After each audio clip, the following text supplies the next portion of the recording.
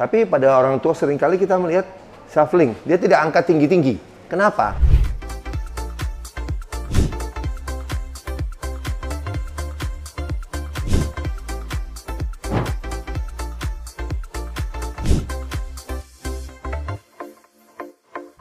Jumpa lagi teman-teman sekalian dari Kilo Gym Mampang.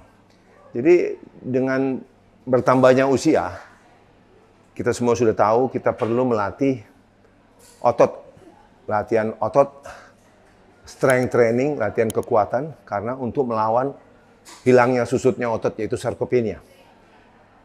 Tapi selain itu, pada lansia juga perlu diperhatikan latihan balance, keseimbangan, karena keseimbangan itu ternyata juga menurun dengan bertambahnya usia. Sebagai contoh, kita melihat begini. Kalau pada lansia itu berjalan sering yang disebut kita shuffling. Shuffling itu artinya begini. Digeser ya. Artinya apa? Seharusnya kan diangkat kakinya. Ini kalau jalan diangkat kakinya gini.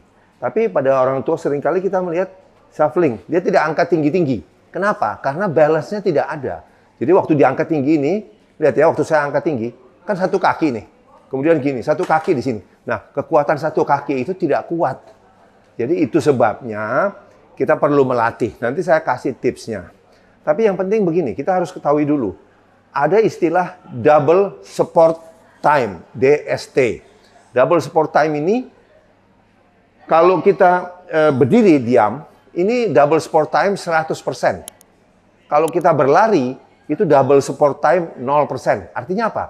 Tidak pernah kedua kaki ini menapak bersama-sama. Tapi pada saat berjalan, pada umumnya orang itu double support time-nya adalah antara 28 sampai 40%. Tapi katakanlah 30%. Artinya apa? Hanya dalam 30% dari siklus jalan itu, kedua kaki kita menapak. Dengan kata lain, kebanyakan seperti ini kalau kita jalan. Nah, ini satu kaki nih. Ini sebelum melangkah, ini satu kaki. Kemudian sampai turun. Ini udah naik lagi, satu kaki lagi.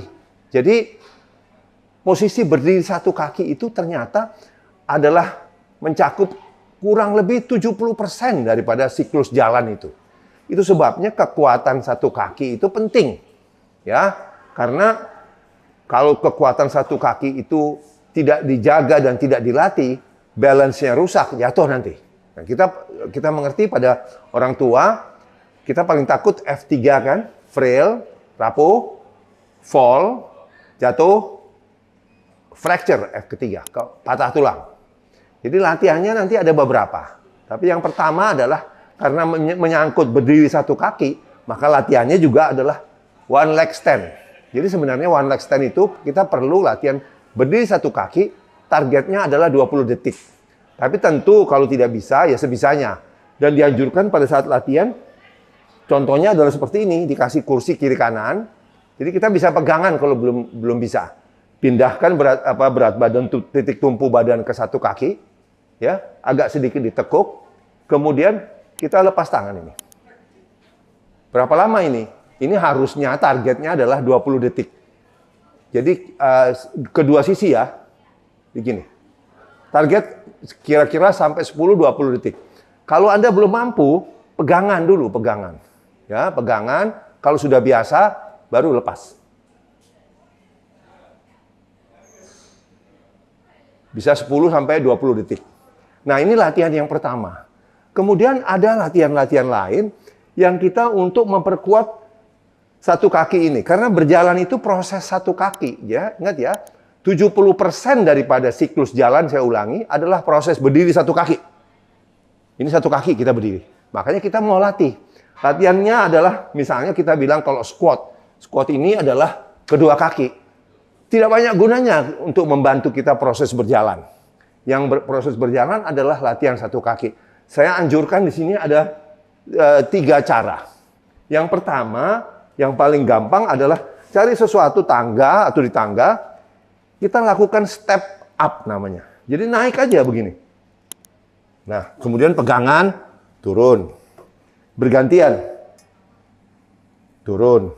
Ya, itu namanya step up. Itu satu. Jadi kita melatih kaki ini sendiri, jangan sama-sama. Ya, karena proses berjalan itu adalah satu kaki.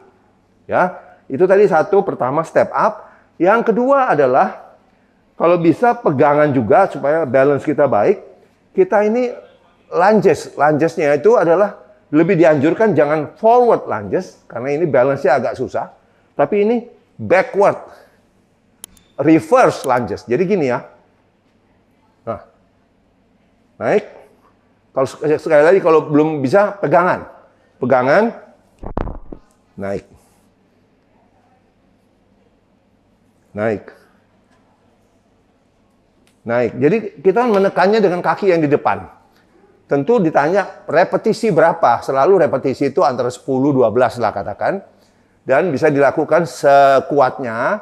Tapi target kita adalah setnya itu 3-5. Nah, tadi step up 1. Kedua, reverse lunges. Yang ketiga adalah deadlift. Tapi B stance. Jadi kalau deadlift itu adalah bedanya hip hinge namanya. Jadi panggulnya yang ke belakang. Ini deadlift, hip hinge. Tapi kalau kita latih begini, dua-duanya dilatih. Kita nggak mau untuk latihan jalan itu kita perlu satu kaki, satu-satu latihnya. Jadi kita sebut B stance. Jadi B stance itu adalah begini, satu kaki di depan, satu kaki di belakang. Nah dari sini pinggangnya lurus, jangan bundar ya.